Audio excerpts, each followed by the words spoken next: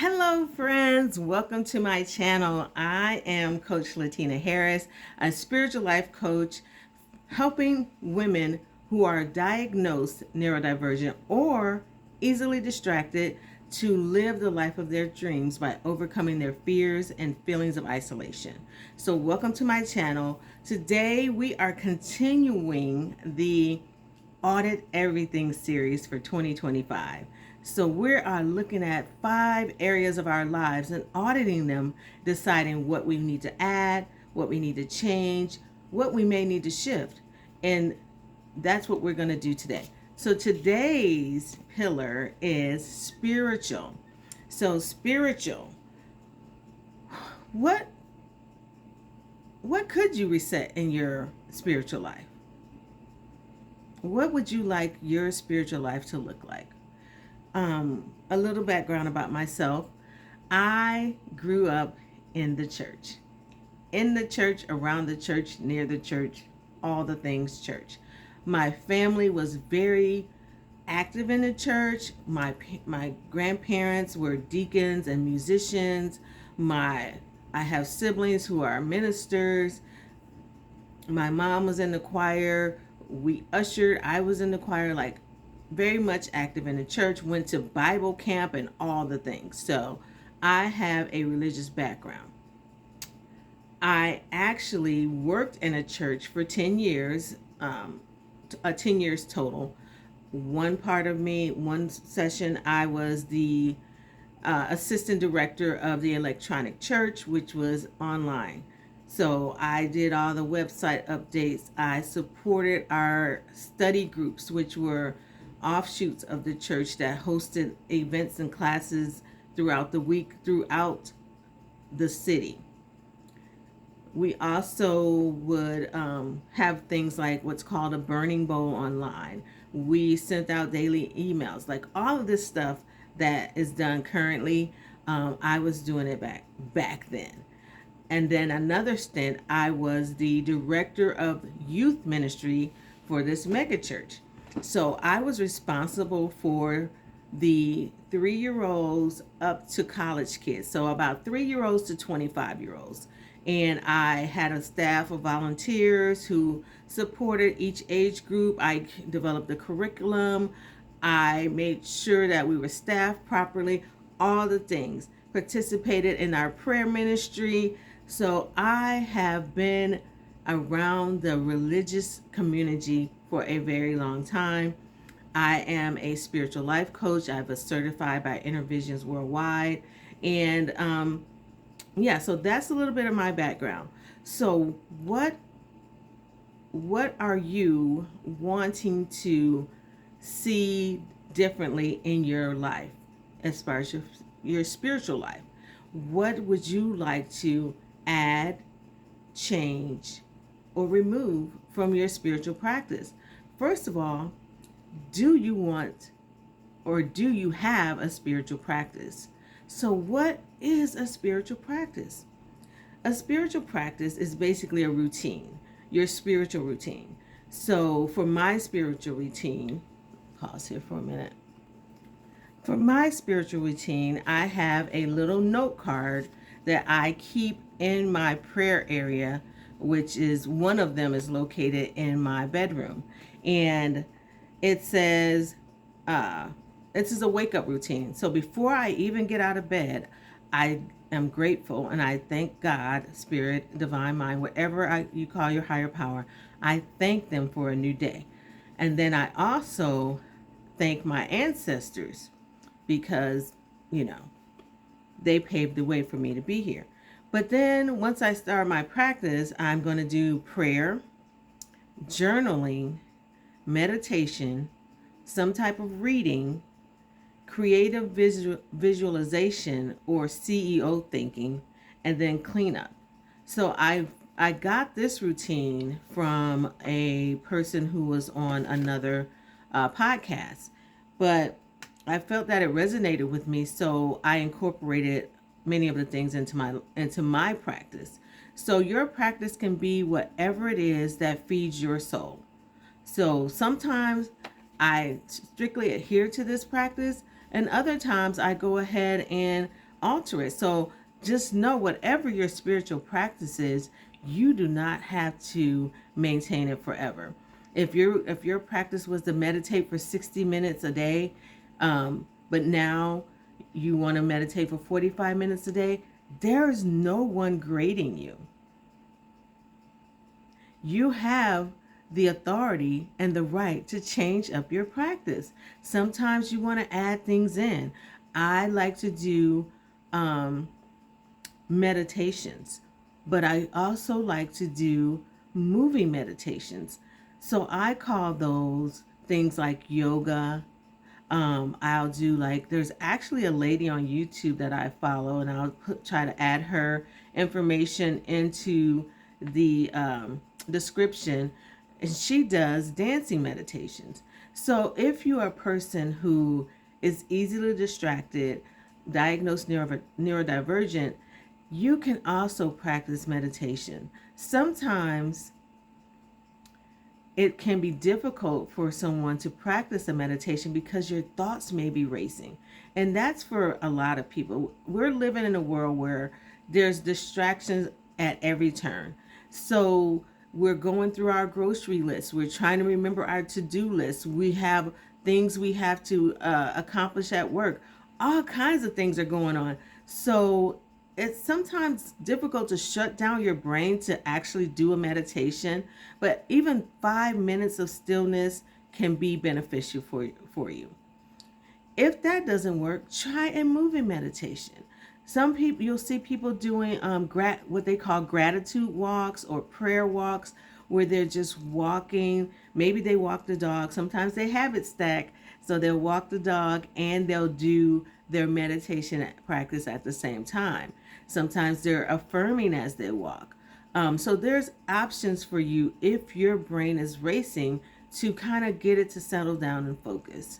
So try a moving meditation, yoga with music, the dancing meditation, which I'll pop in the description below. Also, let's look at what's working for you. There's some things in your spiritual practice that are working very well for you. They do not need to be adjusted. Don't let anyone bully you into changing up your routine if it's working for you. If you're meditating for 15 minutes a day, journaling for 15 minutes a day, walking for 15 minutes a day, and that's working for you, that is your right. This is your journey. This is your spiritual practice, right? So you don't have to adhere to my practice. You can create your own. You can go online and find ways to see other things that people are doing and say, oh, I like that. I want to add that to my practice. It's quite all right. You have that right to commune with God, divine mind, spirit, in the way that works for you. No one has the right to tell you how you commune with God. So another thing, what's not working? In the same vein, just like something may work for you for a while, but after a while it doesn't work. Like, let's take, for example, that you start an exercise routine and you're walking and doing cardio, and you get to a plateau and that thing isn't working. If you have a personal trainer, they may say, oh, you need to add weightlifting into your exercise routine. So you're not necessarily having to delete the walking and the cardio, but you're adding on the weightlifting. So it's the same thing with your spiritual practice. This is your spiritual workout, right? This is your spiritual workout. It's designed to help you stay grounded, stay focused, to move through life with ease and grace. So make it your own. Personalize your spiritual journey. So here are a couple of things that you may consider adding to your spiritual practice. As I said, prayer walks or meditative walks. So you're outside, you're communing with nature, you're getting fresh air, you're connecting to the elements. Excuse the ringing, I had a timer going. You're connecting to the elements. One of the ways I like to do a meditative walk is walking what's called a labyrinth. And it's like a maze, and I'll try to insert a picture here. And you walk through it, and you're doing a prayer. and you get to the center and you can release whatever you came in holding and move forward with your life. As you walk out, you're letting go of all those things that were burdening you. You're basically walking to the center where your Christ resides, where your God self resides, releasing whatever you were holding and walking out feeling less burdened. I like to journal after that, or I might do a recorded journal or something like that. So there's websites where you can find labyrinths near you. Considering doing some labyrinth meetups in the future. So if that's something you're interested in, stay connected to me, and I will let you know when that's going to be coming up. Another thing you can do is join prayer groups or Bible study type groups. This way, if you're a person that needs to be held accountable, you have some people who are um, moving in the same direction, have like minds, and you're all on the same path. That way, you have a scheduled time where you're meeting with this group and you're going through the Bible in a usually a fun way. As you move through these groups, you develop connections and you become very connected to each other. Another thing you can do is devotional readings. Like I said, use the Daily Inspiration for Better Living. It's published by the UFBL. There's also other publications like the Daily Word.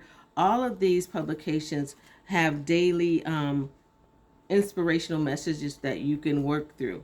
I'll put some resources together and provide a link for you to connect to these resources. So those daily readings, devotional books really help you. Guided journaling. Sometimes you need a prompt or something to keep you focused on what you want to be focusing on, right? So you can get a guided journal that has prompts that'll prompt you what you're going to be writing for that day. Or, for example, if I'm using the Daily Stoic right now, the focus is on clarity for January. So each month there's a different focus, and there's not a prompt for this one, but there's a workbook you can use to journal on that topic. Another thing you can use is music. They have the binary, I never can say it right, music, like the megahertz, 432 megahertz and things like that you can use. Or sound baths. I love a good sound bath. I've been doing sound baths for years, and those things can help me change the vibration within my body and raise my vibration. So and if I can't get to a sound bath, there's sound baths on YouTube. There's also the megahertz music, which I can't say the name properly, so I'm not going to try to, that you can find on YouTube as well. Yoga. Yoga is a practice, and also yoga is a religion. So you don't have to do both. You can actually just do the physical part of yoga to kind of move your body and connect with yourself if you're feeling disconnected. Reiki. I am a Reiki practitioner, so Reiki is basically the same thing as it's energy shifting and helping to heal different parts of your body.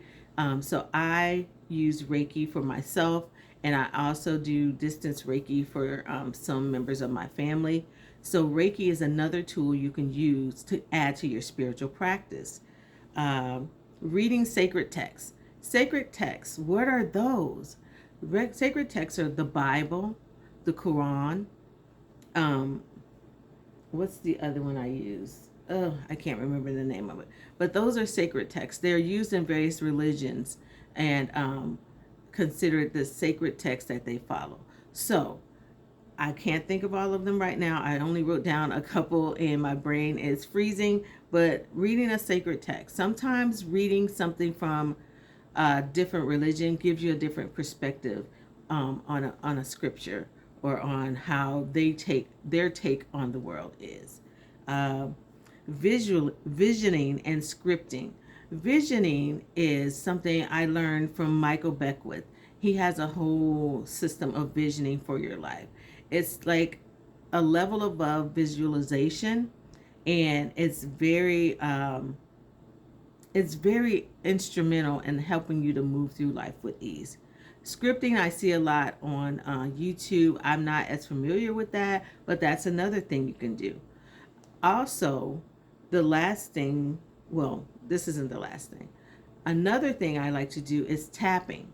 So, adding to my practice tapping, sometimes it's called emotional freedom technique, or EFT. A lot of people like to call it tapping because you're tapping out energies and emotions from your body. So sometimes we get stuck in a place and we get stuck in a feeling, and we need to move that feeling through our body, and we can use tapping, EFT, to move that energy through our body. And the final thing I want to share is vision boards or prayer boards. Sometimes we need a focal point. Putting together a vision board or a prayer board helps you to focus. When you're not able to focus, you can take a look at that board and say, let me meditate on this, let me pray on this, let me journal on this. Or you can go to your prayer board and pull out a prayer, and you can focus on that prayer for the day. Just because you have experienced distractions or you're diagnosed neurodivergent does not mean you cannot have a spiritual practice. You can have a spiritual practice as well. Sometimes the environments that we're in do not support what we need for ourselves. So we are responsible for finding what supports us by trial and error. Like I said, some things you're going to love, some things you're not going to love, but you have the right to move those things out of your life and try something different. It's all God. Everything is a divine idea come through man from God. So try what works for you. Add some things, try it for a little bit. If it doesn't work, then it's okay. You've tried it. You may try it again later on and find that it works superbly, but that's okay. Right now, we are auditing our spiritual life and making sure that what we are doing in this season is working for us. It's working for us. So comment below. Comment below. Let me know one thing you want to add, change, or remove from your spiritual practice. And if you need support with that, reach out to me by email or comment below and let me know, and I will get back to you when I can. Thank you, my friends. Remember to click like and subscribe, and I'll see you in the next one. Bye-bye.